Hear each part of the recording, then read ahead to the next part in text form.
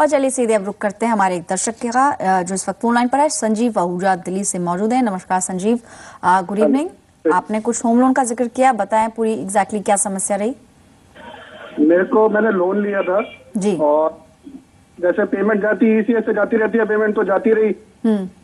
तो मैंने अब चेक करा कि मेरे को ना पिछले मार्च में कोई 1200 रुपए लगा दिए उन्होंने इंश्योरेंस रिन्यूअल के। अच्छा। तो मैंने चेक करा तो इसका एक बार पहले भी लगा था इंश्योरेंस का कोई चेक 2741 रुपए का।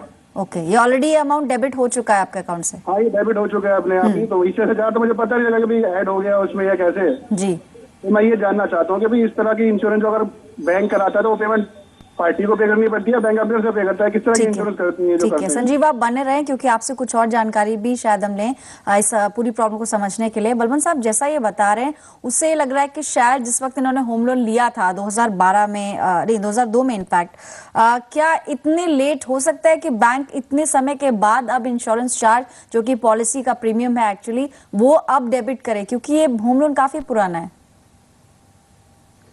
पल्लवी, मेरे को ऐसा लग रहा है कि जब इन्होंने लोन एप्लीकेशन फॉर्म साइन किया होगा वहां पे जैसे ऑटोमेटिक होगा कि भाई इंश्योरेंस भी मेरे को लेना है, तो उन्होंने वहां पर टिक कर दिया होगा या कैंसिल नहीं किया होगा।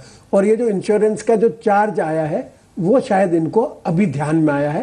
तो हो सकता है कि इतने साल ध्यान में नहीं आया हो, क्योंकि बाद में नॉर्मली बैंक इंश्योरेंस नहीं लेती है। जब आप लोन लेते हैं, होम लोन लेते हैं, उसके साथ साथ ही इंश्योरेंस लेते हैं। परंतु अगर ऐसा नहीं है तो निसंदेह जो आपका इंश्योरेंस का जो डेबिट हुआ है वो आपकी सहमति के बिना हुआ है।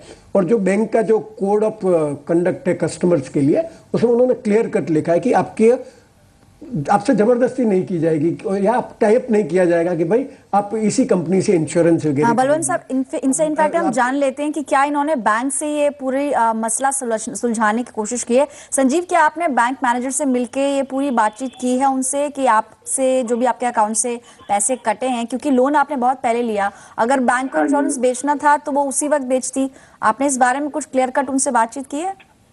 नहीं, मैंने कल उनसे इतना ही पूछा था कि भाई ये पैसे कैसे लगा, तो उन्होंने कहा इंश्योरेंस के लगे, ये आपने पे करने होते हैं। मैं कैसे लगा, तो मेरे को नॉलेज नहीं है। और ना आपके पास इसके कोई दस्तावेज हैं, कोई डॉक्यूमेंट्स भी नहीं है इंश्योरेंस पॉलिसी के? डॉक्यूमेंट्स नहीं है इसके लिए।